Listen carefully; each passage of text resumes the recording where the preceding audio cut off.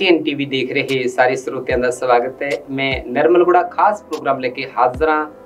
साडे इस प्रोग्राम दे विच औरत दी अज दी दशा की है, दिशा की है, इत्थे चर्चा करांगे कि 73 साल की आज़ादी तो बाद अज औरत किस स्थिति दे विच गुजर रही है। साडे नाल इस विषय दे उत्ते चर्चा करन दे वास्ते विशेष तौर ते पहुंचे ने शकुंतला सरोए जी, जिहड़े पत्रकार भी ने और आशा वर्कर्स की जी यूनियन हैगी आ जिला शहीद भगत सिंह नगर के प्रधान भी ने और सूबे के खजांची भी ने। सब तो पहला सरोए साहब सत श्री अकाल जी।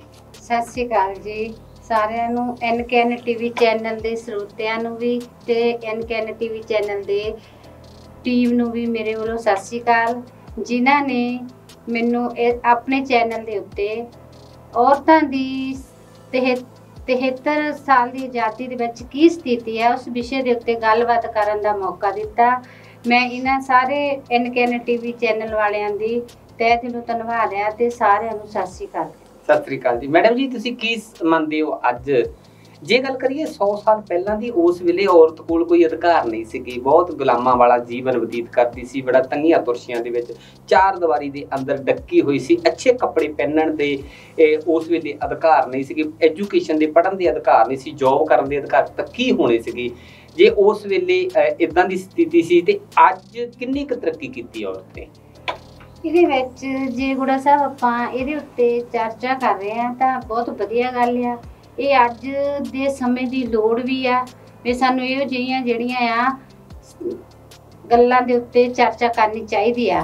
ਖਾਸ ਕਰਕੇ ਔਰਤਾਂ ਦੇ ਅਧਿਕਾਰਾਂ ਦੇ ਉੱਤੇ ਤਾਂ ਗੱਲਬਾਤ ਜਿਹੜੀ ਆ ਉਹ ਜ਼ਰੂਰ ਕਰਨੀ ਚਾਹੀਦੀ ਆ। ਬਿਲਕੁਲ। ਤੇ ਜਿਵੇਂ ਤੁਸੀਂ ਪੁੱਛਿਆ ਕਿ ਜਿਹੜੀ 100 ਸਾਲ ਦੀ ਆਪਣੀ ਪਹਿਲਾਂ ਦੀ ਸਥਿਤੀ ਸੀ ਔਰਤਾਂ ਦੀ, ਉਹਦੇ ਵਿੱਚ ਜੇ ਆਪਾਂ ਕਹੀਏ ਔਰਤਾਂ ਦੀ ਸਥਿਤੀ ਕੋਈ ਵਧੀਆ ਸਥਿਤੀ ਨਹੀਂ ਸੀ। ਔਰਤਾਂ ਦੀ ਜਿਹੜੀ ਜ਼ਿੰਦਗੀ ਸੀ ਇੱਕ ਨਰਕ ਭਰੀ ਜ਼ਿੰਦਗੀ ਸੀ 100 ਸਾਲ ਪਿੱਛੇ ਜੇ ਆਪਾਂ ਝਾਤ ਮਾਰੀਏ। ਉਸ ਤੋਂ ਜੇ ਆਪਾਂ ਅੱਜ ਦੇ ਸਮੇਂ ਦੇ ਵਿੱਚ ਝਾਤ ਮਾਰਦੇ ਆ ਤਾਂ ਉਹਦੇ ਨਾਲੋਂ ਆਪਣੇ ਬਹੁਤ ਸਾਰੇ ਔਰਤਾਂ ਨੇ ਜਿਹਦਾ ਤਰੱਕੀ ਕੀਤੀ ਆ। ਅੱਜ ਦੇ ਸਮੇਂ ਦੇ ਵਿੱਚ ਔਰਤਾਂ ਪੜ੍ਹ ਲਿਖ ਵੀ ਗਈਆਂ ਆ ਤੇ ਪਿਛਲੇ ਸਮੇਂ ਦੇ ਵਿੱਚ ਨਾ ਤਾਂ ਔਰਤਾਂ ਨੂੰ ਪੜ੍ਹਨ ਲਿਖਣ ਦਾ ਅਧਿਕਾਰ ਸੀ ਤੇ ਆਪਣੇ ਘਰ ਦੇ ਵਿੱਚ ਹੀ ਰਹਿੰਦੀਆਂ ਸੀ। ਉਸ ਸਮੇਂ ਜਦੋਂ ਇੱਕ ਲੇਡੀਜ਼ ਜਿਹੜੀ ਸੀਗੀ ਉਹਦੇ ਹਸਬੈਂਡ ਦੀ ਡੈਥ ਹੋ ਜਾਂਦੀ ਸੀ ਤਾਂ ਉਸ ਸਮੇਂ ਦੀ ਇਹ ਕਾਰਗੁਜ਼ਾਰੀ ਸੀ ਕਿ ਜੇਕਰ ਔਰਤ ਦੇ ਹਸਬੈਂਡ ਦੀ ਡੈਥ ਹੋ ਗਈ ਹੈ ਤਾਂ ਉਹਨੂੰ ਜਿਹੜਾ ਹੈ ਉਹਦੇ ਨਾਲ ਹੀ ਸਤੀ, ਜਿੱਦਾਂ ਕਹਦੀਏ ਸਤੀ ਪ੍ਰਥਾ ਚੱਲਦੀ ਹੁੰਦੀ ਸੀ ਉਸ ਸਮੇਂ, ਵੀ ਉਹਨੂੰ ਵੀ ਉਸ ਦੇ ਨਾਲ ਹੀ ਉਹਦੀ ਸ਼ਿਖਾ ਜਿਹੜੀ ਚਿਣ ਦਿੱਤੀ ਜਾਂਦੀ ਸੀ, ਜੀਂਦੀ ਨੂੰ ਚਿਖਾ ਦੇ ਵਿੱਚ ਚਿਣ ਕੇ ਮਾਰ ਦਿੱਤਾ ਜਾਂਦਾ ਸੀ, ਸਤੀ ਕਰ ਦਿੱਤੀ ਜਾਂਦੀ ਸੀ। ਪਰ ਜੇ ਆਪਾਂ ਉਹਦੇ ਅਕੋਰਡਿੰਗ ਅੱਜ ਦੇ ਸਮੇਂ ਦੇ ਵਿੱਚ ਦੇਖੀਏ ਤਾਂ ਸਾਡੀਆਂ ਜਿਹੜੀਆਂ ਔਰਤਾਂ ਦੀ ਸਥਿਤੀ ਆ ਕਾਫੀ ਵਧੀਆ। ਤਾਂ ਆਪਾਂ ਨਹੀਂ ਕਹਿ ਸਕਦੇ ਵੀ ਬਹੁਤ ਜ਼ਿਆਦਾ ਵਧੀਆ ਆ, ਪਰ ਅੱਗੇ 100 ਸਾਲ ਪਿੱਛੇ ਨਾਲੋਂ ਹੁਣ ਜਿਹੜੀ ਸਥਿਤੀ ਆ ਵਿੱਚ ਬਹੁਤ ਵਧੀਆ ਸੁਧਾਰ ਆਇਆ। बिल्कुल तुहाडी गल सही है कि वो समा सीगा जदों सती प्रथा जिहड़ी उदों परंपरा जिहड़ी चलदी सीगी, जिवें तुसीं दस्सिया हैगा कि औरत दा जे पति मर जांदा सीगा तां ओहदी चिखा दे उत्ते उस औरत नूं जिउंदी नूं पा के ओहदे ते लकड़ा रख के ਉਹਨੂੰ ਵੀ ਨਾਲ ਹੀ ਸਾੜ ਦਿੱਤਾ ਜਾਂਦਾ ਸੀਗਾ। ਉਸ ਵੇਲੇ ਢੋਲ ਢਮੱਕਾ ਇਦਾਂ ਵਜਾਇਆ ਜਾਂਦਾ ਸੀ ਤਾਂ ਕਿ ਉਹ ਔਰਤ ਦਾ ਚੀਕ ਚਿਹਾੜਾ ਜਿਹੜਾ ਲੋਕਾਂ ਨੂੰ ਨਾ ਸੁਣੇ। ਦੇਖੋ ਉਸ ਵੇਲੇ ਕਿਵੇਂ ਔਰਤ ਸਹਿੰਦੀ ਹੋਏਗੀ। ਦੇਖੋ ਅੱਜ ਕਿੰਨੀ ਤਬਦੀਲੀ ਆਈ ਆ देश के अंदर। अज वो स्थिति बिल्कुल नहीं हैगी। औरत अज आज़ाद है। औरत का जे पति मर जाता, देखो कुदरत की घटना है, किसी ना भी वापर सकती है। औरत के कोल दूजा विआह करन दे अधिकार हैगे ने और वो अपनी अच्छी जिंदगी बतीत करन दे उहदे कोल अधिकार हैगे ने। पर वो समा जिहड़ा सी बड़ा भयानक सीगा। अज औरत जिहड़ी है वो किन्ना पढ़ी लिखी हैगी आ, उस समय नालों की कहना चाहोगे तुसीं? उस समय दे नालों तां जिहड़ी औरत है अपनी बहुत पढ़ी लिखी आ ते ਇਹਦੇ ਵਿੱਚ ਜੇ ਆਪਾਂ ਕੁਝ ਕੁ ਜਿੱਦਾਂ ਵਰਗ ਆ ਜਾਂਦੇ ਆ, ਜਿੱਦਾਂ ਤਾਂ ਆਪਾਂ ਇੱਕ ਉੱਚ ਵਰਗ ਵਿੱਚ ਤੇ ਇੱਕ ਮੀਡੀਅਮ ਵਰਗ ਦੇ ਵਿੱਚ ਤੇ ਜਿਹੜੀਆਂ ਲੇਡੀਜ਼ ਆ ਕਾਫੀ ਪੜ੍ਹੀਆਂ ਲਿਖੀਆਂ ਆ ਔਰ ਯੂਨੀਵਰਸਿਟੀ ਤੱਕ ਜਿਹੜੀਆਂ ਕੁੜੀਆਂ ਜਾਂਦੀਆਂ ਆ। ਪਰ ਜਿਹੜੇ ਆਪਾਂ ਇਸ ਤੋਂ ਨਿਚਲੇ ਵਰਗ ਦੇ ਵਿੱਚ ਆਪਾਂ ਕਹਿ ਦਈਏ ਵੀ ਜਿੱਦਾਂ ਗਰੀਬੀ ਰੇਖਾ ਦੇ ਵਿੱਚ ਆ, ਉਹਦੇ ਵਿੱਚ ਜਿਹੜੀਆਂ ਕੁੜੀਆਂ ਆ ਸਾਡੀਆਂ ਅੱਜ ਦੇ ਸਮੇਂ ਦੇ ਵਿੱਚ ਵੀ ਬਈ ਤਕਰੀਬਨ ਜਿਹੜੀਆਂ ਆ 5 ਤੇ 8 ਕਲਾਸਾਂ ਤੱਕ ਹੀ ਪੜ੍ਹ ਪਾਉਂਦੀਆਂ ਆ। ਉਹਨਾਂ ਦਾ 5-8 ਕਲਾਸਾਂ ਪੜ੍ਹਨ ਦਾ ਮੀਨਿੰਗ ਇਹੀ ਰਹਿ ਜਾਂਦਾ ਹੈ ਕਿ ਉਹਨਾਂ ਦੇ ਕੋਲ ਜਿਹੜੀ ਆ ਬਹੁਤੀ ਪੂੰਜੀ ਨਹੀਂ ਹੁੰਦੀ, ਉਹ ਆਪਣੀਆਂ ਕੁੜੀਆਂ ਨੂੰ ਬਹੁਤਾ ਨਹੀਂ ਪੜ੍ਹਾ ਸਕਦੇ।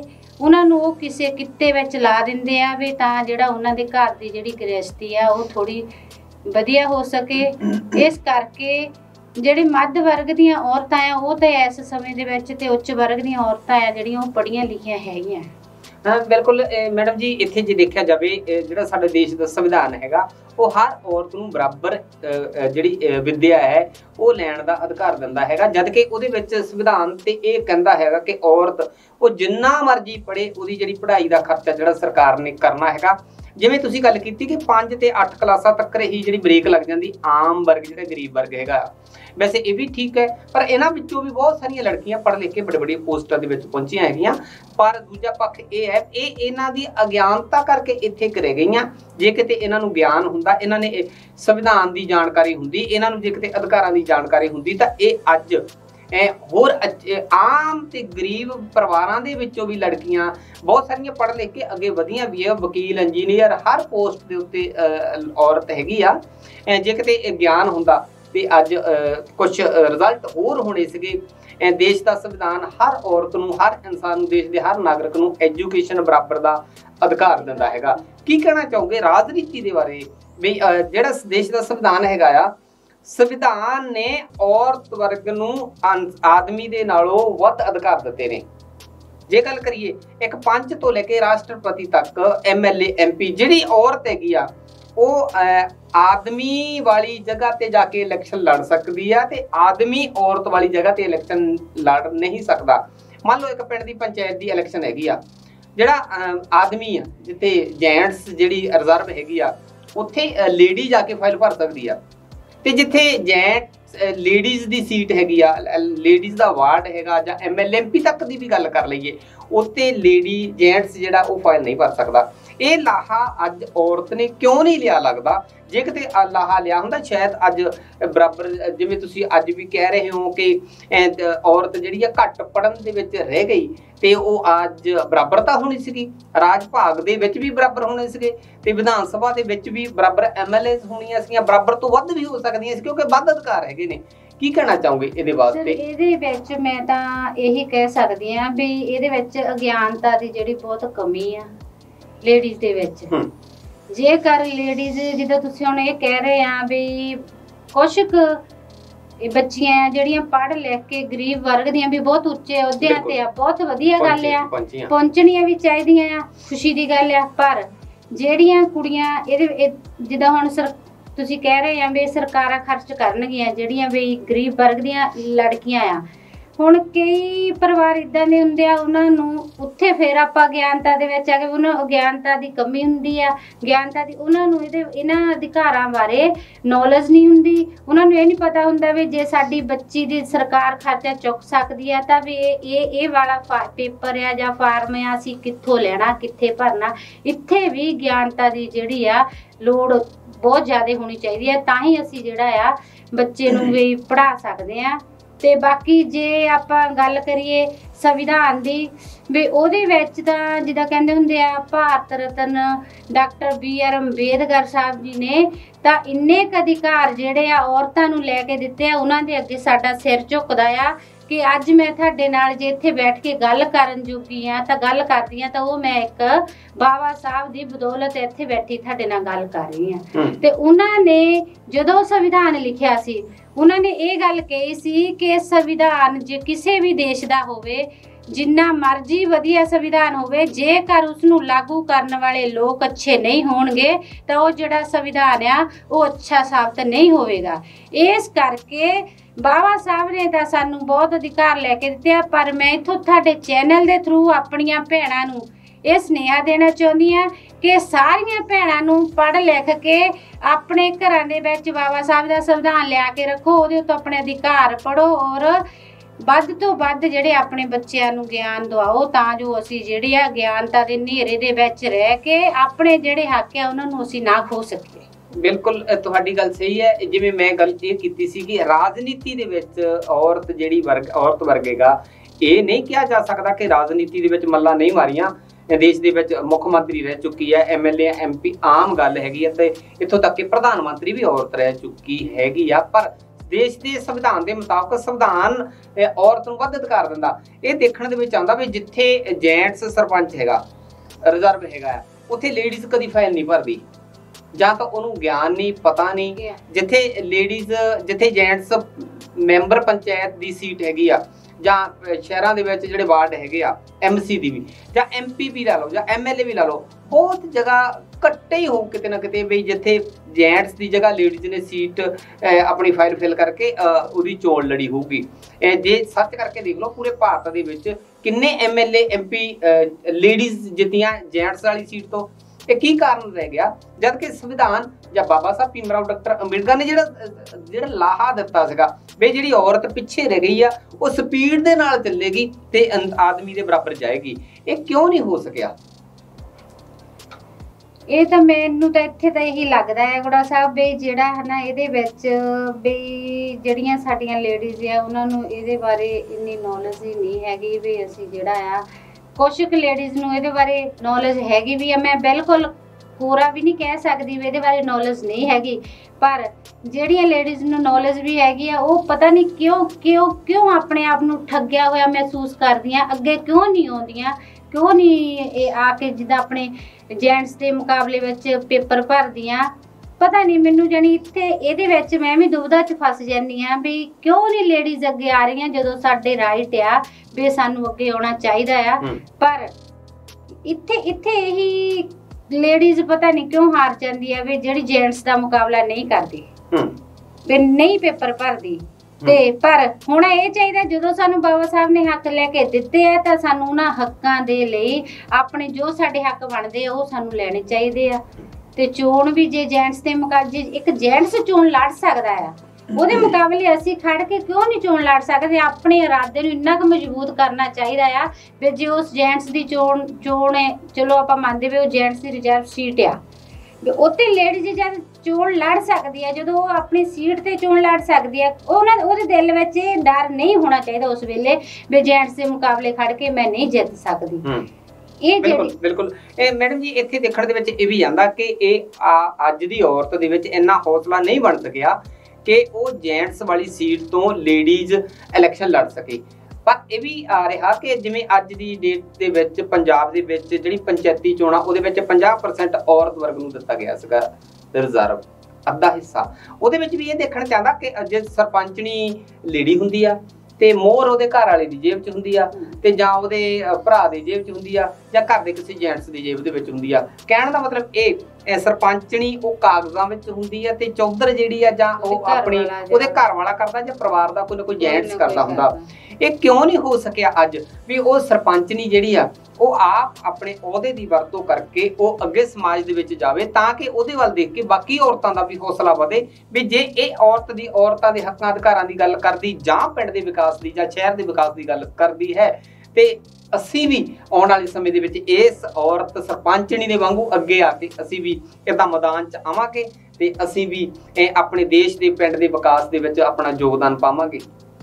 ਇਹਦੇ ਵਿੱਚ ਮੈਨੂੰ ਗੁੜਾ ਸਾਹਿਬ ਇਵੇਂ ਲੱਗਦਾ ਆ ਵੀ ਜਦੋਂ ਲੇਡੀਜ਼ ਨੂੰ ਜਦੋਂ ਇੱਕ ਤਾਂ ਮੈਂ ਤਾਂ ਇਹ ਗੱਲ ਕਹੂੰਗੀ ਵੀ ਜੇ ਲੇਡੀਜ਼ ਸਰਪੰਚੀ ਕਰ ਸਕਦੀ ਆ, ਜਦ ਲੇਡੀਜ਼ ਪੇਪਰ ਭਰਦੀ ਆ ਉਹ ਇੰਨਾ ਹੌਸਲਾ ਕਰਦੀ ਆ ਵੀ ਮੈਂ ਸਰਪੰਚੀ ਦੀ ਚੋਣ ਜਿਹੜੀ ਆ ਉਹ ਲੜਨੀ ਆ, ਪੇਪਰ ਉਹਨਾਂ ਨੇ ਭਰ ਦਿੱਤੇ, ਸਾਰਾ ਕੁਝ ਕਰ ਦਿੱਤਾ। ਤੇ ਜਦੋਂ ਲੋਕਾਂ ਨੇ ਉਹਨੂੰ ਦੇਖੋ ਇੰਨਾ ਮਾਣ ਦਿੱਤਾ ਕਿ ਉਹਨਾਂ ਨੂੰ ਵੋਟਾਂ ਪਾਈਆਂ ਔਰ ਉਹਨਾਂ ਨੂੰ ਸਰਪੰਚੀ ਦਾ ਜਿਹੜਾ ਅਹੁਦਾ ਬਖਸ਼ਿਆ। ਬਿਲਕੁਲ ਬਿਲਕੁਲ। ਤੇ ਉਹ ਜਿਹੜੀ ਔਰਤ ਆ ਉਹਨੂੰ ਉਸ ਅਹੁਦੇ ਦੀ ਜਿਹੜੀ ਹੈ ਪੂਰੀ ਤਰ੍ਹਾਂ ਨਾਲ ਵਰਤੋਂ ਕਰਨੀ ਚਾਹੀਦੀ ਆ ਤੇ ਉਹਨੂੰ ਇਹ ਹੋਣਾ ਚਾਹੀਦਾ ਵੀ ਜਦ ਮੈਨੂੰ ਲੋਕ ਸਰਪੰਚ ਬਣਾ ਸਕਦੇ ਆ ਤੇ ਮੈਂ ਜਿਹੜੀ ਸਰਪੰਚੀ ਆ ਆਪ ਕਰਾਂ, ਨਾ ਕਿ ਉਹਦੇ ਹਸਬੈਂਡ ਨੂੰ ਉੱਥੇ ਇਹ ਚਾਹੀਦਾ ਆ ਵੀ ਜੇ ਮੈਂ ਆਪਣੀ ਮਿਸਿਜ ਨੂੰ ਸਰਪੰਚੀ ਦੀ ਚੋਣ ਲੜਾਈ ਆ, ਉਹਨੇ ਸਰਪੰਚੀ ਜਿੱਤੀ ਆ, ਉਹਨੂੰ ਸਗੋਂ ਉਹਦਾ ਹੌਸਲਾ ਅਫਜ਼ਾਈ ਕਰਨਾ ਚਾਹੀਦਾ ਵੀ ਜਿਹੜੀ ਸਰਪੰਚੀ ਆ ਤੂੰ ਆਪ ਖੁਦ ਕਰ ਵੀ ਮੈਂ ਤੇਰੀ ਪਿੱਛੋਂ ਸਪੋਰਟ ਕਰਾਂਗਾ ਵੀ ਜਿੱਥੇ ਤੈਨੂੰ ਕੋਈ ਗੱਲ ਦੀ ਪਤਾ ਨਹੀਂ ਚੱਲਦਾ ਚਲੋ ਮਦਦ ਮੈਂ ਕਰਾਂਗਾ। ਪਰ ਇੱਥੇ ਹੋ ਕੀ ਰਿਹਾ ਆ, ਪਿੱਛੋਂ ਸਪੋਰਟ ਕਰਨ ਦੀ ਬਜਾਏ ਜਿਹੜੀ ਸਰਪੰਚੀ ਦੀ ਮੋਹਰ ਜਿੱਦਾਂ ਤੁਸੀਂ ਕਿਹਾ ਹੈ ਵੀ ਆਪਣੀ ਜੇਬ 'ਚ ਪਾ ਕੇ ਜੈਂਟਸ ਘੁੰਮਦੇ ਆ ਤੇ ਉਹ ਸਰਪੰਚੀ ਆਪ ਕਰਦੇ ਆ। ਪਰ ਇੱਥੇ ਮੈਂ हर एक अपने समाज नूं अपनियां औरतां नूं ये कहूंगी भी जे तुसीं सरपंच बनदे आ तां ओहदी जिहड़ी सरपंची है तुहानूं खुद करनी चाहिदी है। और हुण औरतां लई भी प्रेरणा दा स्रोत बनो भी जे अगला कोई कहे फलाने पिंड दी सरपंच नहीं सीगी उहने खुद सरपंची कीती है ते ओह खुद अपना जिहड़ा आ इह अहुदे दा इस्तेमाल कर रही है। और ਇਹਦੇ ਨਾਲ ਸਮਾਜ ਦੇ ਵਿੱਚ ਜਿਹੜੀ ਔਰਤਾਂ ਦੀ ਸਥਿਤੀ ਆ ਉਹ ਹੋਰ ਵੀ ਵਧੀਆ ਹੋਊਗੀ ਵੀ ਉਹ ਜਿਹੜੀ ਫਲਾਣੇ ਪਿੰਡ ਦੀ ਸਰਪੰਚ ਨਹੀਂ ਉਹ ਦੇਖੋ ਖੁਦ ਆਪ ਸਰਪੰਚੀ ਕਰ ਰਹੀ। ਬਿਲਕੁਲ ਮੈਡਮ, ਇਹਦਾ ਪ੍ਰੇਰਣਾ ਸਰੋਤ ਸਾਨੂੰ ਖੁਦ ਔਰਤ ਨੂੰ ਬਣਨਾ ਪੈਣਾ ਆ। ਬਿਲਕੁਲ ਜੇ ਅਸੀਂ ਕਹੀਏ ਵੀ ਇੱਥੇ ਸਾਡੇ ਸਮਾਜ ਦੇ ਵਿੱਚ ਕੀ ਆ ਵੀ ਚਲੋ ਔਰ ਸਰਪੰਚ ਨਹੀਂ ਬਣ ਗਈ ਆ ਕਿੱਥੇ ਬੰਦਿਆਂ 'ਚ ਜਾ ਕੇ ਗੱਲ ਕਰੂੰਗੀ। ਜਦੋਂ ਸਾਡੀ ਅਸੀਂ ਸਰਪੰਚ ਬਣ ਗਏ ਬੰਦਿਆਂ ਦੇ ਵਿੱਚ ਔਰਤ ਵੀ ਇੱਕ ਬਰੋਬਰ ਦਾ ਜਿੱਦਾਂ ਕਹਿੰਦੇ ਸਮਾਜ ਦਾ ਅੰਗ ਆ। औरत के बगैर जिहड़ा समाज अधूरा आ। ये गल आपां सारे समझदे भी जे औरत जिद्दां कहंदे हुंदे आ एक तरह दी समाज दी सिरजणहार मन्नी जांदी है और हैगी भी इहदे विच कोई दो राय नहीं हैगी। ते जदों ये सारा कुछ औरत करदी है ते क्या औरत सरपंच ही नहीं कर सकदी? औरत नूं अपने राइट बारे जानना चाहिए है और उन्हां दी सही इस्तेमाल करना चाहिए है। हुण औरतां लई भी जिहड़ा आ प्रेरणा स्रोत बिल्कुल मैडम जी। जे गल करिए औरत वर्ग दी ਜਿਹੜੀ पढ़ लिख के औरत मान लो ਉਹ ਪੁਲਿਸ ਵਿੱਚ ਭਰਤੀ ਹੋਈ ਆ ਤੇ ਉੱਥੇ ਵੀ ਤਾਂ ਉਹ ਔਰਤ ਹੀ ਡਿਊਟੀ ਨਿਭਾ ਰਹੀ ਹੈ। ਉੱਥੇ ਉਹਦੇ ਘਰ ਵਾਲੇ ਦੀ ਕੋਈ ਸਪੋਰਟ ਨਹੀਂ ਹੁੰਦੀ, ਉੱਥੇ ਡੰਡਾ ਲੈ ਕੇ ਨਾਲ ਖੜਾ ਨਹੀਂ ਹੁੰਦਾ।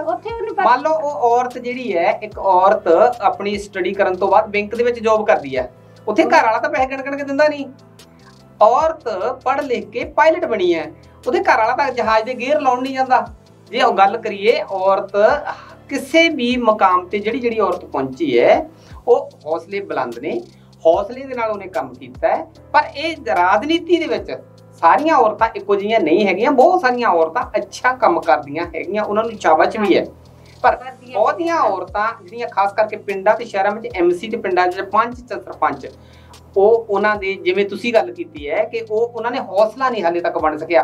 ਕਾਗਜ਼ ਭਰਨ ਵੇਲੇ ਵੀ ਉਹ ਇੱਕ ਉਹਨਾਂ ਨੇ ਮਜਬੂਰੀ ਸਮਝੀ ਮੈਡਮ ਜੀ ਵੀ ਇਹ ਤਾਂ ਹੁਣ ਲੇਡੀਜ਼ ਨੂੰ ਹੀ ਖੜੇ ਹੋਣਾ ਪੈਣਾ ਕਿਉਂਕਿ ਇਹ ਰਿਜ਼ਰਵ ਹੋ ਗਈ 50% ਰਿਜ਼ਰਵ ਕਰਕੇ ਹੈ ਨਾ। ਉੱਥੇ ਵੀ ਮਹਿਸੂਸ ਜਿਹਾ ਕੀਤਾ ਜਾਂਦਾ ਜੇ ਕਿਤੇ ਇੱਥੇ ਬੰਦਾ ਹੀ ਹੁੰਦਾ ਤਾਂ ਬੰਦਾ ਹੀ ਖੜ ਜਾਂਦਾ, ਸਾਡੇ ਗੱਲ ਕਿਉਂ ਇਹ ਸਰਪੰਚੀ ਪੈਣ ਡਈ ਆ। ਬਲਕਿ ਚਾਹ ਹੋਣਾ ਚਾਹੀਦਾ ਸੀ ਵੀ ਜੇ ਸਾਨੂੰ ਅਧਿਕਾਰ ਮਿਲਿਆ ਉਹ ਵੇਲੇ ਨੂੰ ਚੇਤਾ ਕਰੀਏ ਜਦੋਂ ਔਰਤ ਨੂੰ ਅੱਛੇ ਕੱਪੜੇ ਪਹਿਨਣ ਦਾ ਟਾਈਮ ਨਹੀਂ ਸੀਗਾ, ਸਮਾਂ ਨਹੀਂ ਸੀਗਾ, ਅਧਿਕਾਰ ਨਹੀਂ ਸੀਗਾ। ਉਹ ਸਮਾਂ ਕਰੀਏ ਜਦੋਂ ਔਰਤ ਨੂੰ ਸਕੂਲ ਦੇ ਅੰਦਰ ਜਾਣ ਦਾ ਅਧਿਕਾਰ ਨਹੀਂ ਸੀਗਾ। ਉਹ ਸਮਾਂ ਕਰੀਏ ਅੱਜ ਸਾਨੂੰ ਇਲੈਕਸ਼ਨ ਲਈ ਵੋਟਾਂ ਤੇ ਖੜਨ ਦਾ, ਪੰਚ ਸਰਪੰਚ ਐਮਐਲਏ ਐਮਪੀ ਬਣਨ ਦੇ ਮੌਕੇ ਮਿਲ ਰਹੇ, ਉਹ ਵੇਲੇ ਨੂੰ ਚੇਤਾ ਕਰੀਏ ਵੀ ਜੇ ਸਾਨੂੰ ਵੋਟ ਪਾਉਣ ਦਾ ਵੀ ਅਧਿਕਾਰ ਨਹੀਂ ਸੀਗਾ। ਤੇ ਜੇ ਅੱਜ ਅਧਿਕਾਰ ਮਿਲੇ ਆ, ਇਹ ਅਧਿਕਾਰ ਦਿਵਾਉਣ ਦੇ ਵਾਸਤੇ ਸਾਡੇ ਬਹੁਤ ਸਾਰੇ ਰਹਿਬਰਾਂ ਨੇ, ਦੇਸ਼ ਭਗਤਾਂ ਨੇ ਕੁਰਬਾਨੀਆਂ ਕੀਤੀਆਂ ਤਾਂ ਸਾਨੂੰ ਇਹ ਅਧਿਕਾਰ ਮਿਲੇ ਨੇ। ਤੇ ਇਸ ਅਧਿਕਾਰਾਂ ਦੀ ਸਾਨੂੰ ਆਪਣੇ ਆਪ ਅੱਗੇ ਆ ਕੇ ਹੌਸਲੇ ਬੁਲੰਦ ਕਰਕੇ ਅੱਗੇ ਆਉਣਾ ਚਾਹੀਦਾ ਕਿ ਮੈਂ ਬਣਾਂਗੀ ਸਰਪੰਚ, ਮੈਨੂੰ ਬਣਾਓ, ਮੈਂ ਪਿੰਡ ਦਾ ਵਿਕਾਸ ਕਰਾਂਗੀ ਤੇ ਮੈਂ ਲੋਕਾਂ ਦੇ ਫੈਸਲੇ ਕਰਵਾਵਾਂਗੀ ਤਾਂ ਸ਼ਾਇਦ ਔਰਤ ਹੋਰ ਵੀ ਜ਼ਿਆਦਾ ਤਰੱਕੀ ਛੇਤੀ ਕਰੂਗੀ। ਮੈਡਮ ਜੀ ਕੀ ਕਹਿਣਾ ਚਾਹੋਗੇ ਇਹਦੇ ਵਾਸਤੇ ਕਿ ਦੇਖੋ ਦੇਸ਼ ਦੀ ਆਜ਼ਾਦੀ ਨੂੰ ਬਹੁਤ ਲੰਬਾ ਸਮਾਂ ਹੋ ਗਿਆ, ਔਰਤ ਅੱਜ ਪੜ੍ਹ ਲਿਖ ਵੀ ਗਈ ਹੈ। ਮਾਪੇ ਬਹੁਤ ਔਖੇ ਹੋ ਕੇ ਪਹਿਲਾਂ ਤਾਂ ਲੜਕੀਆਂ ਦਾ ਤੁਸੀਂ ਦੇਖਦੇ ਤੁਸੀਂ ਆਸ਼ਾ ਵਰਕਰ ਨਾਲ ਸੰਬੰਧਿਤ ਹੋ, ਔਰਤਾਂ ਦੇ ਨਾਲ ਤੁਹਾਡਾ ਜ਼ਿਆਦਾ ਵਾਹ ਵਾਸਤਾ ਹੈਗਾ, ਤੁਹਾਨੂੰ ਚੰਗੀ ਤਰ੍ਹਾਂ ਪਤਾ। ਹੁਣ ਕੁਝ ਸਮੇਂ ਤੋਂ ਕੰਨਿਆ ਭਰੂਣ ਹੱਤਿਆ ਤੇ ਕਾਬੂ ਪਾਇਆ ਗਿਆ। ਪਿਛਲੇ ਸਮੇਂ ਦੌਰਾਨ ਇਹ ਭਿਆਨਕ ਬਿਮਾਰੀ ਜਿਹੜੀ ਆਮ ਲੋਕਾਂ ਦੇ ਵਿੱਚ ਸੀਗੀ ਬਹੁਤ ਵੱਡੇ ਪੱਧਰ ਤੇ ਸੀ ਔਰ ਔਰਤ ਤੇ ਮਰਦ ਦਾ ਜਿਹੜੀ ਗਿਣਤੀ ਆ ਰੇਸ਼ੋ ਜਿਹੜੀ ਉਹ ਵੀ ਬਹੁਤ ਵੱਡੇ ਪੱਧਰ ਤੇ ਘਟ ਗਈ ਸੀਗੀ। ਤੇ ਹੁਣ ਕੁਝ ਠੀਕ ਹੋਇਆ ਹੈਗਾ ਕਿਉਂਕਿ ਵੱਧ ਤੋਂ ਵੱਧ ਸੈਮੀਨਾਰ ਤੁਸੀਂ ਵੀ ਲਾਏ ਨੇ, ਸਰਕਾਰਾਂ ਨੇ ਵੀ ਉਪਰਾਲੇ ਕੀਤੇ, ਔਰਤ ਦੀ ਗਿਣਤੀ ਲੜਕੀ ਤੇ ਲੜਕੇ ਦੀ ਜਿਹੜੀ ਰੇਸ਼ੋ ਆ ਉਹ ਬਰਾਬਰ ਹੋਣ ਦੇ ਕੰਢੇ ਗਈ ਆ। ਅੱਜ ਵੀ ਔਰਤ ਜਿਹੜੀ ਹੈ ਉਹ ਪੜ੍ਹੀ ਲਿਖੀ ਹੋਣ ਦੇ ਬਾਵਜੂਦ ਵੀ ਔਰਤ ਮਾਪਿਆਂ ਵੱਲੋਂ ਲੜਕੀ ਪੜ੍ਹੀ ਹੋਈ ਹੋਣ ਦੇ ਬਾਵਜੂਦ ਵੀ ਉਹ ਪੜ੍ਹ ਲਿਖ ਕੇ ਭਾਵੇਂ ਅੱਛੀ ਪੋਸਟ ਤੇ ਵੀ ਆ, ਪਰ ਫਿਰ ਵੀ ਆ ਜਿਹੜੀ ਪਰੰਪਰਾ ਅੱਜ ਵੀ ਹੈ, ਲਾਹਨਤ ਹੈ ਜਿਹੜੀ ਦਹੇਜ ਦੀ, ਦਾਜ ਦੀ। ਇੱਕ ਤਾਂ ਲੜਕੀ ਨੂੰ ਪਾਲਿਆ, ਵੱਡੇ ਕੀਤਾ, ਉਹਨੂੰ ਡਿਗਰੀ ਡਿਪਲੋਮਾ ਕਰਾਇਆ, ਜੌਬ ਤੱਕ ਲੈ ਗਏ, ਵੈਲ ਸੈੱਟ ਕਰਨ ਤੋਂ ਬਾਅਦ ਵੀ ਲੱਖਾਂ ਰੁਪਏ ਦਾ ਜਿਹੜਾ ਦਾਜ ਨਾਲ ਦੇਣਾ ਜਿਹੜਾ ਆ ਉਹ ਲਾਹਨਤ ਜਿਹੜੀ ਅੱਜ ਇਹ ਪਰੰਪਰਾ ਆਮ ਪਰਿਵਾਰਾਂ ਸਾਡੇ ਦੇਸ਼ ਦੇ ਵਿੱਚ ਕਿਉਂ ਨਹੀਂ ਖਤਮ ਹੋ ਰਹੀ? ਇਹਦੇ ਲਈ ਕੀ ਕਹਿਣਾ? ਉੱਥੇ ਕਿਤੇ ਨਾ ਕਿਤੇ ਹੀਣਤਾ ਮਹਿਸੂਸ ਹੁੰਦੀ ਹੈ। लड़की ने बगाने घर जाना जी, लड़की दान करनी जी, लड़की दे नाल ਲੱਖਾਂ रुपए का दहेज दान ਉਹ दहेज की फिर गिणती भी होंगी है किते ना किते। बहुत सारिया घटनावां वापरदियां जिथे दाज घट होण करके अज केस भी चलते हैं। बहुत सारिया पिछे जहे स्टोव फट गया जी, करंट ना लग के कुड़ी मर गई जी, इदां दियां घटनावां जिहड़ियां ਉਹ दहेज तो जन्म दिंदियां ने। ਉਹ दहेज क्यों नहीं बंद हो सकिया हाले तक, जबकि अज औरत जिहड़ी पढ़ लिख के हर मुकाम ते पहुंची है। सर देखो ਜਿਹੜੇ ਤੁਸੀਂ ਕਹਿੰਦੇ ਵੀ ਦਾਜ ਦਹੇਜ ਦੀ ਜਿਹੜੀ ਆ ਲਾਹਨਤ ਕਿਉਂ ਨਹੀਂ ਖਤਮ ਕੀਤੀ ਜਾ ਰਹੀ, ਬਹੁਤ ਸਾਰੇ ਲੋਕ ਇਦਾਂ ਦੇ ਆ ਅੱਜ ਵੀ।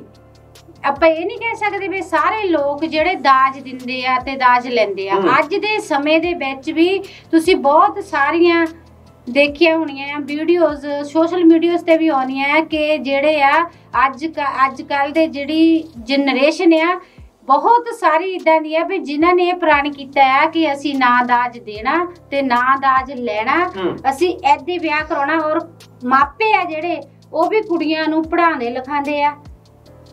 ਉਹਨਾਂ ਦਾ ਇਹ ਅੱਜ ਕੱਲ ਕਈ ਮਾਪੇ ਇਦਾਂ ਦੇ ਉਹਨਾਂ ਦਾ ਇਹ ਰਾਈਟ ਆ, ਉਹ ਕਹਿੰਦੇ ਵੀ ਜਿਹੜਾ ਅਸੀਂ ਕੁੜੀ ਨੂੰ ਦਾਜ ਦੇਣਾ ਆ ਉਹ ਅਸੀਂ ਜਿਹੜਾ ਹੋ ਸਕੇ ਤਾਂ ਅਸੀਂ ਜਿਹੜਾ ਆ ਉਹ ਪੈਸਾ ਕੁੜੀ ਦੀ ਐਜੂਕੇਸ਼ਨ ਤੇ ਖਰਚ ਦਈਏ, ਉਹਨੂੰ ਵਧੀਆ ਪੜ੍ਹਾ ਲਿਖਾ ਦਈਏ ਔਰ ਉਹ ਵਧੀਆ ਜਿਹੜੀ ਆਪਣੀ ਸੈਟਲ ਹੋ ਜਾਵੇ, ਨੌਕਰੀ ਪੇਸ਼ੇ ਦੇ ਵਿੱਚ ਚੱਲੀ ਜਾਵੇ ਤਾਂ ਉਹ ਖੁਦ ਜਿਹੜੀ ਆਪ ਕਮਾ ਕੇ ਆਪਣਾ ਘਰ ਬਣਾਉਣ ਦੇ ਉਹਨੂੰ ਯੋਗ ਬਣਾ ਦਈਏ।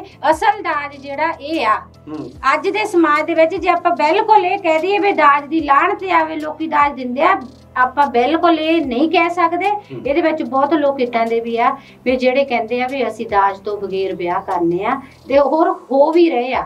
ਸਾਡੇ ਦੇਖਣ ਦੀਆਂ ਗੱਲਾਂ ਆ, ਅਸੀਂ ਕਾਫੀ ਦੇਖਿਆ ਜਿਹੜੇ ਵੀ ਬਗੈਰ ਦਾਜ ਤੋਂ ਵਿਆਹ ਹੋਏ ਆ। ਪਰ ਮੈਡਮ ਜੀ ਇੱਥੇ ਗੱਲ ਇਹ ਕਰੀਏ ਕਿ ਬਹੁਤੀ ਗਿਣਤੀ ਜਿਹੜੀ ਆ, ਜਿਵੇਂ ਤੁਸੀਂ ਗੱਲ ਕੀਤੀ ਆ ਕਿ ਵਿਰਲਾ ਵਾਂਝਾ ਜਿਹੜਾ ਉਹ ਦਹੇਜ ਤੋਂ ਬਗੈਰ ਵਿਆਹ ਕਰਦਾ ਹੈਗਾ, ਪਰ ਬਹੁਤੀ ਗਿਣਤੀ ਜਿਹੜੀ ਆ ਅੱਜ ਵੀ ਇਹ ਦਹੇਜ ਦੀ ਲਾਹਨਤ ਜਿਹੜੀ ਹੈ ਔਰਤ ਲੜਕੀ ਦੇ ਨਾਲ ਚਿੰਬੜੀ ਪਈ ਆ। ਜਿੰਨਾ ਚਿਰ ਅਸੀਂ ਦਹੇਜ ਦੀ ਲਾਹਨਤ ਨੂੰ ਖਤਮ ਨਹੀਂ ਕਰਦੇ ਉਹਨਾਂ ਚਿਰ ਔਰਤ ਤੇ ਮਰਦ ਜਿਹੜਾ ਬਰਾਬਰ ਨਹੀਂ ਹੋ ਸਕਦੇ। ਇਹਦੇ ਲਈ ਕੀ ਕਹਿਣਾ ਚਾਹੋਗੇ? ਇਹਦੇ ਲਈ ਮੈਂ ਇਹੀ ਕਹੂੰਗੀ ਵੀ ਜਿਹੜੇ ਅੱਜ ਵੀ ਇਹ ਜੇ ਤੁਸੀਂ ਕਹਿੰਦੇ ਵੀ ਨਹੀਂ ਖਤਮ ਹੋ ਰਹੀ, ਜਿਹੜੇ ਹੁਣ ਬਗੈਰ ਦਾਜ ਤੋਂ ਵਿਆਹ ਕਰਾਉਂਦੇ ਆ ਉਹ ਇੱਕ ਪ੍ਰੇਰਨਾ ਦਾ ਸਰੋਤ ਬਣਦੇ। ਉਹਨਾਂ ਵੱਲ ਦੇਖ ਕੇ ਜਿਹੜੇ ਦਾਜ ਜਿਨ੍ਹਾਂ ਦੇ ਹਜੇ ਵੀ ਮਾਈਂਡ ਦੇ ਵਿੱਚ ਇਹ ਹੈਗਾ ਆ ਕਿ ਮੇਰੇ 2 ਪੋਤੇ ਆ, ਮੈਂ ਵਿਆਹੂੰਗੀ ਵੀ ਮੈਨੂੰ ਦਾਜ ਮਿਲੂਗਾ, ਉਹਨਾਂ ਨੂੰ ਜਿਹੜੀ ਇਹ ਦਿਮਾਗ ਦੇ ਵਿੱਚੋਂ ਗੱਲ ਕੱਢਣੀ ਚਾਹੀਦੀ ਆ ਔਰ ਆਪਣੇ ਬੱਚਿਆਂ ਨੂੰ ਦੋਵਾਂ ਨੂੰ ਪੜ੍ਹਾ ਲਿਖਾ ਕੇ ਜਿੱਦਾਂ ਇੱਕ ਮਾਪਾ ਆਪਣੀ ਕੁੜੀ ਨੂੰ ਪੜ੍ਹਾਉਂਦਾ ਲਿਖਾਉਂਦਾ ਆ ਉਸੇ ਤਰ੍ਹਾਂ ਮੁੰਡਿਆਂ ਦੇ ਮਾਪੇ ਨੂੰ ਵੀ ਉਹਨਾਂ ਨੂੰ ਪੜਾਉਣਾ ਲਿਖਾਉਣਾ ਚਾਹੀਦਾ ਔਰ ਉਹਨਾਂ ਦੇ ਦਿਮਾਗ ਦੇ ਵਿੱਚ ਪਹਿਲਾਂ ਤੋਂ ਇਹ ਗੱਲ ਸੈੱਟ ਕਰਨੀ ਚਾਹੀਦੀ ਹੈ ਵੀ ਬੇਟਾ ਤੇਰਾ ਵਿਆਹ ਕਰਨਾ, ਅਸੀਂ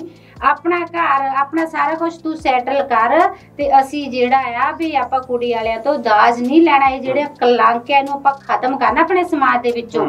ਇਹ ਕੋਈ ਦੂਰ ਨਹੀਂ ਹੈਗਾ ਵੀ ਉਹ ਦਿਨ ਦੂਰ ਨਹੀਂ ਹੈਗਾ ਵੀ ਜਦ ਅਸੀਂ ਦਾਜ ਨੂੰ ਖਤਮ ਕਰ ਸਕਦੇ ਆ। ਕੋਈ ਬੈਲਾ ਵਾਂਝਾ ਹੀ ਰਹਿ ਜਾਊਗਾ ਜਿਹੜਾ ਦਾਜ ਦੇਖੂਗਾ ਵੀ ਸਾਡੇ ਬੱਚਿਆਂ ਨੂੰ ਦਾਜ ਦੇਣਗੇ ਤੇ ਇਸ ਕਰਕੇ ਇਹ ਦਾਜ ਜਿਹੜਾ ਆ ਇਹ ਖਤਮ ਹੋ ਸਕਦੀ ਕੋਈ ਐਡੀ ਨਹੀਂ ਹੈਗੀ। ਜੇ ਆਪਾਂ ਕਹੀਏ ਨਾ ਇਹ ਇੱਕ ਸਿਆਣਿਆਂ ਦੀ ਕਹਾਵਤ ਹੁੰਦੀ ਆ ਵੀ ਜਿਹੜਾ ਖਰਬੂਜਾ ਆ ਖਰਬੂਜੇ ਨੂੰ ਦੇਖ ਕੇ ਰੰਗ ਫੜਦਾ। ਜੇ ਅਸੀਂ ਵਧੀਆ ਕੰਮਾਂ ਨੂੰ ਐਪਰੀਸ਼ੀਏਟ ਕਰਾਂਗੇ ਤਾਂ ਉਹਦੇ ਵੱਲ ਜਿਹੜੇ ਨੈਗੇਟਿਵ ਸੋਚ ਵਾਲੇ ਆ ਉਹ ਵੀ ਆਪਣੀ ਸੋਚ ਨੂੰ ਬਦਲਣਗੇ ਔਰ ਉਹਦੇ ਲਈ ਸਾਨੂੰ ਅੱਗੇ ਆਉਣਾ ਪੈਣਾ ਆ। ਪਹਿਲਾਂ ਤਾਂ ਆਪਣੇ ਘਰ ਤੋਂ ਸਟਾਰਟਿੰਗ ਕਰੀਏ ਅਸੀਂ ਵੀ ਜਿਹੜਾ ਅਸੀਂ ਬੱਚੇ ਵਿਆਹੁਣੇ ਆ ਬਗੈਰ ਦਾਜ ਤੋਂ ਵਿਆਹੁਣੇ ਆ, ਨਾ ਅਸੀਂ ਦਾਜ ਦੇਣਾ ਨਾ ਅਸੀਂ ਦਾਜ ਲੈਣਾ।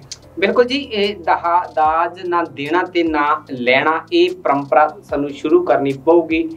ਦਾਜ ਲੈਣਾ ਵੀ ਇੱਕ ਲਾਹਨਤ ਤੇ ਦਾਜ ਦੇਣਾ ਵੀ ਇੱਕ ਲਾਹਨਤ। ਦਾਜ ਇਹ ਆਪਾਂ ਦੇਖਦੇ ਕਿ ਜਦੋਂ 10 ਸਾਲ ਦੀ ਲੜਕੀ ਹੋ ਜਾਂਦੀ ਮਾਪਿਆਂ ਨੂੰ ਚਿੰਤਾ ਪੈਣੀ ਜੋੜਨੀ ਸ਼ੁਰੂ ਕਰ ਦਿੰਦੇ ਆ ਵੀ ਅਸੀਂ ਜੋੜਨਾ ਸ਼ੁਰੂ ਦਾਜ ਦੇਣਾ ਕੁੜੀ ਨੂੰ। ਪਰ ਇਹ ਜਿਹੜੇ ਕੁਛ ਕੁ ਬੰਦੇ ਹੈਗੇ ਆ ਉਹਨਾਂ ਨੇ ਜਿੱਦਾਂ ਇਹ ਦਾਜ ਦੇਣ ਦੀ ਪ੍ਰਥਾ ਜਿਹੜੀ ਚਾਲੂ ਕੀਤੀ ਆ। ਪਹਿਲਾਂ ਸਿਆਣਿਆਂ ਨੂੰ ਹੁੰਦਾ ਸੀ ਕਿ ਕੁੜੀ ਨੂੰ ਦਾਜ ਦੇ ਦਿਓ ਵੀ ਜੇ ਕੁੜੀ ਦੇ ਕੋਲ ਕੋਈ ਚੀਜ਼ ਹੋਊਗੀ ਕੋਈ ਪ੍ਰੋਬਲਮ ਹੁੰਦੀ ਉਹ ਆਪਣਾ ਦੂਸਰਾ ਕਰ ਲੈਂਦੇ ਆ ਸੈੱਟ ਹੋ ਜਾਣੀ ਕਿ ਜੇ ਕੋਲ ਕੁਛ ਹੋਊਗਾ। ਪਰ ਮੈਂ ਇਹ ਕਹਿੰਦੀ ਆ ਵੀ ਜਦੋਂ ਇਹ ਹੁਣ ਆਪਣਾ ਸਮਾਜ ਕਿੱਥੇ ਆਪਾਂ ਕਿੰਨੀ ਤਰੱਕੀ ਕਰ ਗਏ ਆ, ਇਹੋ ਜਿਹੀਆਂ ਚੀਜ਼ਾਂ ਤੋਂ ਵੀ ਪਿੱਛੇ ਹਟਣਾ ਚਾਹੀਦਾ। ਮੈਂ ਤਾਂ ਇੱਥੋਂ ਤੁਹਾਡੇ ਚੈਨਲ ਦੇ ਜ਼ਰੀਏ ਮਾਤਾਵਾਂ ਨੂੰ ਇਹ ਸੁਨੇਹਾ ਦੇਣਾ ਚਾਹੁੰਦੀ ਆ ਵੀ ਜਿਹੜੀਆਂ ਖੁਦ ਆਪ ਔਰਤਾਂ ਆ ਉਹ ਆਪਣੀ ਧੀ ਨੂੰ ਦਾਜ ਦੇ ਕੇ ਨਾ ਵਿਆਹਣ, ਧੀ ਨੂੰ ਚੰਗੇ ਸੰਸਕਾਰ ਦੇ ਕੇ ਵਿਆਹਣ ਔਰ ਉਹਨਾਂ ਨੂੰ ਵਧੀਆ ਐਜੂਕੇਸ਼ਨ ਦੇ ਕੇ ਤੇ ਵਧੀਆ ਸੰਸਕਾਰ ਦੇਣ ਤਾਂ ਮੈਂ ਕਹਿੰਦੀ ਵੀ ਦਾਜ ਦੀ ਜਿਹੜੀ ਲੋੜ ਆ ਨਹੀਂ ਪੈ ਸਕਦੀ। ਬਿਲਕੁਲ, ਦਾਜ ਜਿਹੜੀ ਐਜੂਕੇਸ਼ਨ ਹੈ ਲੜਕੀ ਦੇ ਲਈ ਇੱਕ ਦਾਜ ਹੈ। ਦਾਜ ਹੈ। ਜਦੋਂ ਐਜੂਕੇਸ਼ਨ ਲੜਕੀ ਦੇ ਕੋਲ ਅਧਿਕਾਰ ਨਹੀਂ ਸੀਗੇ ਉਦੋਂ ਦਾਜ ਦੀ ਲੋੜ ਸੀ, ਕਿਉਂਕਿ ਲੜਕੀ ਕਾਬਲ ਨਹੀਂ ਹੁੰਦੀ ਸੀ। ਹੁਣ ਤੇ ਲੜਕੀ ਖੁਦ ਕੰਮ ਕਰਨ ਯੋਗ ਹੈ ਤੇ ਉਹ ਲੜਕਾ ਤੇ ਲੜਕੀ ਜਿਹੜੇ ਵਿਆਹੇ ਜੋੜੇ ਨੇ ਉਹ ਆਪ ਇੱਕ ਦੂਜੇ ਨਾਲ ਮੋਢਾ ਜੋੜ ਕੇ ਜਿਹੜੀ ਗ੍ਰਸਤੀ ਦੀ ਗੱਡੀ ਨੂੰ ਰੇੜ ਸਕਦੇ ਨੇ। ਤੇ ਉਹ ਕੋਈ ਸਮਾਂ ਸੀ ਜਦੋਂ ਐਜੂਕੇਸ਼ਨ ਦੀ ਕਮੀ ਸੀ, ਲੜਕੀਆਂ ਘੱਟ ਪੜ੍ਹੀਆਂ ਹੁੰਦੀਆਂ ਸੀ, ਉਦੋਂ ਉਹਨੂੰ ਦਹੇਜ ਦੀ ਲੋੜ ਸੀ। ਉਸ ਵੇਲੇ ਸਮੇਂ ਬਜ਼ੁਰਗਾਂ ਨੇ ਸੋਚਿਆ ਸੀਗਾ। ਪਰ ਅੱਜ ਜਿਵੇਂ ਤੁਸੀਂ ਗੱਲ ਕੀਤੀ ਆ ਕਿ ਅੱਜ ਬਹੁਤਾ ਗਰੀਬ ਵਰਗ ਜਿਹੜਾ 8ਵੀਂ 10ਵੀਂ ਤੱਕ ਹੀ ਜਾਂਦਾ, 5ਵੀਂ ਤੇ 8ਵੀਂ ਤੱਕ ਹੀ ਜਾਂਦਾ, ਇਹਦਾ ਮਤਲਬ ਉਹ ਤਾਂ ਅੱਜ ਵੀ ਦਹੇਜ 'ਚ ਫਸੇ ਰਹਿਣਗੇ। ਉਹ ਕਦੋਂ ਸਮਾਂ ਆਏਗਾ ਵੀ ਜਿਹੜਾ ਅਸੀਂ ਦਹੇਜ ਦੇ ਉੱਤੇ ਲੱਖਾਂ ਰੁਪਈਆ ਖਰਚਾ ਕਰਦੇ ਆ ਉਹੀ ਲੜਕੀਆਂ ਦੀ ਪੜ੍ਹਾਈ ਦੇ ਉੱਤੇ ਖਰਚਾ ਕਰ ਦਿੱਤਾ ਜਾਵੇ, ਔਰ ਲੜਕੀਆਂ ਜਿਹੜੀਆਂ ਜਾਂ ਪਰਿਵਾਰ ਜਿਹੜੇ ਆ ਉਹ ਜਾਗਰੂਕ ਵੀ ਹੋਣ ਕਿ ਦਹੇਜ ਇੱਕ ਲਾਹਨਤ ਹੈ, ਇੱਕ ਕਾਨੂੰਨੀ ਅਪਰਾਧ ਹੈ, ਇੱਕ ਕਾਨੂੰਨੀ ਜ਼ੁਰਮ ਹੈਗਾ ਵੀ ਸਾਨੂੰ। ਔਰ ਸਰਕਾਰਾਂ ਨੂੰ ਵੀ ਧਿਆਨ ਦੇਣ ਦੀ ਲੋੜ ਹੈ ਵੀ ਜਿਹੜੇ ਲੜਕੀਆਂ ਲੜਕੇ ਪੜ੍ਹੇ ਨੇ ਉਹਨਾਂ ਨੂੰ ਜੌਬ ਦਿੱਤੀ ਜਾਵੇ ਤਾਂ ਸ਼ਾਇਦ ਉਹ ਕਿਸੇ ਪਾਸੇ ਨਾ ਚੱਕਣਗੇ। ਬਹੁਤ ਜ਼ਿਆਦਾ ਜ਼ਰੂਰੀ ਆ। ਬਿਲਕੁਲ। ਸਭ ਕਈ ਜਿੱਦਾਂ ਕਹਿੰਦੇ ਪ੍ਰੋਬਲਮਾਂ ਦੀ ਜੜ ਜਿਹੜੀ ਆ ਬੇਰੁਜ਼ਗਾਰੀ ਆ। ਬਿਲਕੁਲ ਮੇਨ ਜਦੋਂ ਬੇਰੁਜ਼ਗਾਰ ਬੰਦਾ ਹੁੰਦਾ ਹੈ ਤਾਂ ਉਹ ਫਿਰ ਦੇਖਦਾ ਹੀ ਆ ਵੀ ਮੈਂ ਕਿਸ ਤਰ੍ਹਾਂ ਆਪਣਾ ਜਿਹੜਾ ਦੂਸਰਾ ਕਰਾਂ। ਜਦੋਂ ਹੁਣ ਬੱਚਾ ਪੜ੍ਹ ਲਿਖ ਗਿਆ ਆਪਣੇ, ਹੁਣ ਵੀ ਆਪਾਂ ਸਰਕਾਰਾਂ ਦੀ ਗੱਲ ਕਰਦੇ ਆ, ਸਾਰਾ ਕੁਝ ਹੀ ਆ, ਜੇ ਹੁਣ ਬੱਚਾ ਪੜ੍ਹਿਆ ਲਿਖਿਆ ਵੀ ਆ ਪਰ ਉਹਨੂੰ ਨੌਕਰੀ ਨਹੀਂ ਮਿਲ ਰਹੀ ਤਾਂ ਪਰ ਉਹ ਪੱਖ ਇਹ ਵੀ ਹੈ ਕਿ ਜੇ ਲੜਕੀ ਜਿਹੜੀ ਹੈ, ਲੜਕੀ ਦਾ ਪਰਿਵਾਰ ਵੀ ਤਾਂ ਬੇਰੁਜ਼ਗਾਰੀ ਜਾਂ ਮਹਿੰਗਾਈ ਤੋਂ ਪੀੜਤ ਹੈਗਾ, ਉਹ ਲੜਕੇ ਵਾਲੇ ਨੂੰ ਇਹ ਵੀ ਦੇਖਣਾ ਚਾਹੀਦਾ ਉਹ ਲੜਕੀ ਵੀ ਜਾਂ ਉਹ ਐਜੂਕੇਟਡ ਹੈਗੀ ਆ, ਪੜ੍ਹੀ ਲਿਖੀ ਹੈਗੀ ਆ, ਉਹ ਵੀ ਇਸ ਭੈੜੇ ਸਿਸਟਮ ਤੋਂ ਪੀੜਤ ਹੈਗੀ ਜੇ ਲੜਕਾ ਪਰਿਵਾਰ ਪੀੜਤ ਹੈਗਾ। ਇਸ ਕਰਕੇ ਇਸ ਦਾਜ ਦਹੇਜ ਦੀ ਲਾਹਨਤ ਜਿਹੜੀ ਇਹਨੂੰ ਖਤਮ ਕਰਕੇ ਬਿਲਕੁਲ ਲੜਕੀ ਤੇ ਲੜਕੇ ਦੀ ਮੈਰਿਜ ਕਰਨੀ ਚਾਹੀਦੀ, ਨਾ ਲੜਕੇ ਵਾਲਿਆਂ ਤੇ ਬੋਝ ਨਾ ਲੜਕੀ ਵਾਲਿਆਂ ਤੇ ਬੋਝ। ਇਹ ਠੀਕ, ਜੇ ਰੁਜ਼ਗਾਰ ਨਹੀਂ ਮਿਲ ਸਕਿਆ, ਜੋਬ ਨਹੀਂ ਮਿਲ ਸਕੀ, ਠੀਕ ਹੈ, ਉਹਨਾਂ ਦਾ ਸਾਂਝੇ ਤੌਰ ਤੇ ਉਹਨਾਂ ਦੀ ਸਪੋਰਟ ਕਰਕੇ ਉਹਨਾਂ ਦਾ ਰੁਜ਼ਗਾਰ ਕਾਰੋਬਾਰ ਚਲਾ ਦਿਓ ਤਾਂ ਕਿ ਉਹ ਉੱਥੋਂ ਉਸ ਦਿਨ ਤੋਂ ਇੱਕ ਚੰਗਾ ਜੀਵਨ ਬਤੀਤ ਕਰ ਸਕਣ, ਇੱਕ ਅੱਛਾ ਬਿਜ਼ਨਸ ਚਲਾਇਆ ਜਾ ਸਕਦਾ, ਦੁਕਾਨ ਖੋਲ ਕੇ ਦਿੱਤੀ ਜਾ ਸਕਦੀ ਹੈ, ਉਹਨਾਂ ਦਾ ਕਾਰੋਬਾਰ ਦੇ ਵਿੱਚ ਵਾਧਾ ਕੀਤਾ ਜਾ ਸਕਦਾ ਤਾਂ ਕਿ ਉਹ ਆਪ ਕਮਾ ਕੇ ਅੱਛਾ ਘਰ ਬਣਾ ਸਕਣ, ਅੱਛਾ ਉਹ ਘਰ ਦੇ ਵਾਸਤੇ ਸਮਾਨ ਖਰੀਦ ਸਕਣ।